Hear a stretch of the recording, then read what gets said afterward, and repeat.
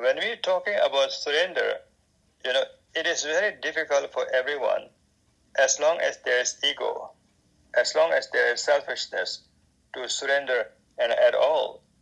Because, always we, when identify ourselves as something solid and concrete and conditional, we have this image of ourselves that we are as good as anybody else, and we want to be better than anybody else. Or there is a tendency that, I don't want to be seen as lower than somebody else. So there is this dilemma in our mind, right? So normally it is very difficult to surrender to someone or surrender to something, because that is the very nature of how things are. So that's why if you talk about surrender, what we are referring to here, this is very important for understand. So when we are not able to surrender in that way because of our selfishness and because of our identity, or because of our conditional way of seeing ourselves, so the reason why that is the case, so this is very important for us to understand. So if you understood that there is a natural flow of energy, if you are aware of it, like one after another, energy unobstructedly arises. As energy unobstructedly arises, as energy unobstructedly manifests, each and every energy, there is no connection to each other. There is no joining to each other unless you join them. It completely appears independent in itself.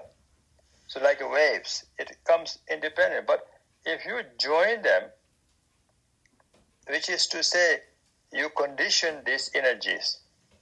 So when you condition these energies, as you condition, you create this self. That self which is made out of ignorance. So this self which made up ignorance is sort of a fraction of our true energy. So when we are not able to experience our full potential, our full energy, then there is this, it's like a weakness that we create. That weakness seems to then, identify as self or concrete, thing. So that concrete thing is always, identify as self and identify as, me and identify as other and so on and so forth. Here, then this dualistic conception, becomes very solid, because once you are not able to integrate in the moment, as energy arises with its full potential, there is a dualistic conception. That energy is not complete, therefore you tend to use the next energy that is manifesting, right? So when you use the next energy, then that is used through your own habit. Of course, your habit therefore is limited. Your habit is full of faults and full of attachment, full of limitation.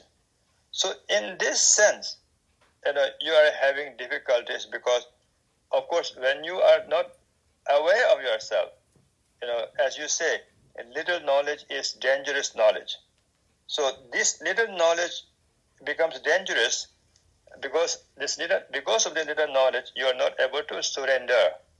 So here surrender means to be truly integrate and become one with this moment, one with the energy. So here surrender doesn't really mean that one energy has to surrender to other. So here surrender is to make sure there is no other than the present energy itself. There's nothing left other than this full potential, the energy manifesting as it is. So here it's very important for us to understand, what does that mean? So then how do you surrender? So here now, if you really think carefully, here surrender literally means you become completely natural. There is no fabrication. There is no construction. There is no expectation. There is no fear. There is no observer. There is no something to observe. Here in this moment, as whatever it is, right? In this moment, you are fully, integrated in the moment, which is the most difficult thing, which is the most rewarding, which is the most complete, but this is the most difficult thing because there is self is lurking there all the time because that's how we have been limited. That's how we have been, in the dark obscuration. So here, you will be able to surrender only fully when you are awakened. Unless you are awakened fully, you will never be able to surrender. Even bodhisattvas are not able to surrender. Compassionate beings are not able to surrender fully unless that compassionate beings becomes enlightened being. So this surrender means so much here. So this is what I said. The ability to surrender comes from a disciplined approach to life. Disciplined approach to life. Discipline is not something we create discipline, right? Discipline is to have this very wise, understanding that, look, there's nothing that you can really change. So let's say when we are ending our breath, is there any possibility that we will be able to extend further or make use of our breath? Not at all. So when we become old, we become frail. When energy disappears, disintegrates, are we able to change this?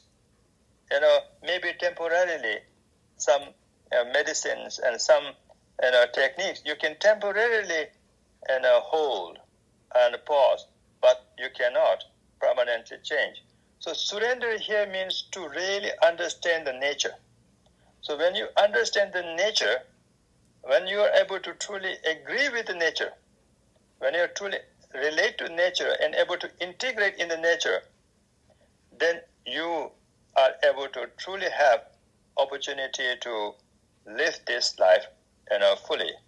So that's why I try to explain here, saying that this is not just like you are saluting to your captain or your boss or something like that. Rather, so when we give up trying to satisfy all of our hopes and expectations, so who try to satisfy? Why we try to satisfy hope and expectation?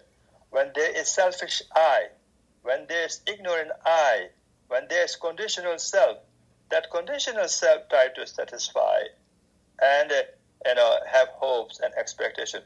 Our natural energy doesn't have hopes, doesn't have anything like an ordinary conceptual way to expect. Natural energy is like a river, it's flowing like a river. A river's energy is naturally carrying everything. A river doesn't have expectation to carry all the beautiful flowers or have a nice boat in this river so that I can carry this boat on me, or in the boat there should be some very nice people so that I can carry these nice people to the ocean. No, nothing like that. Even river carries a dead animal or smelly garbages. Does river wish, I don't want to carry this, I feel bad that I'm smelling this bad? No, river never thinks that, because the river's energy is natural. As flows, as river, there is no conditional self lurking and judging and rejecting and accepting. So here, this is very important. When you surrender, if we can abandon our efforts to fabricate a perfect world.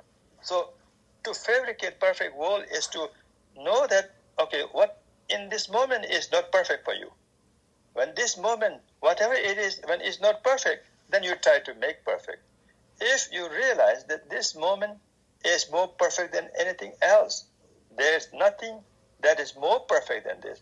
only not being able to integrate in this moment is causing us to feel imperfection, insecurity, and a glass half full.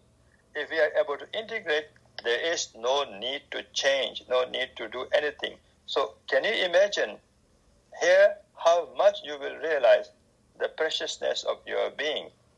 The more conviction we gain in our inner potential, the more willing we are to surrender in this natural way. So more willing to surrender in this natural way, it means nothing else. More realizing that life is nothing but a celebration.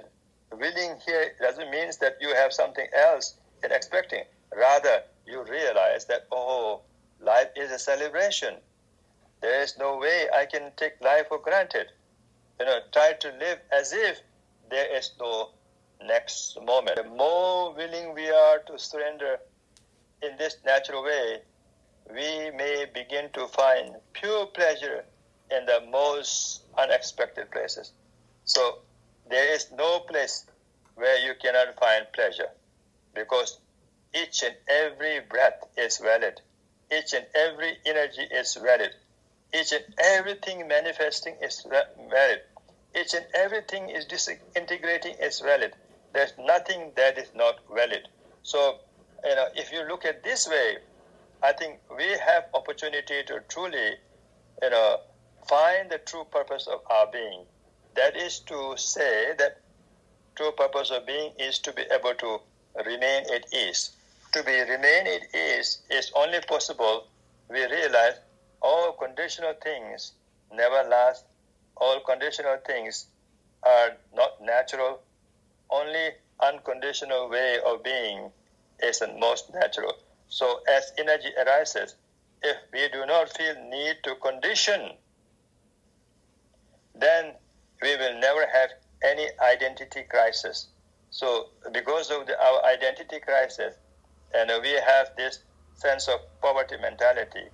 This poverty mentality, not enabling us to truly integrate in what it is and how it appears.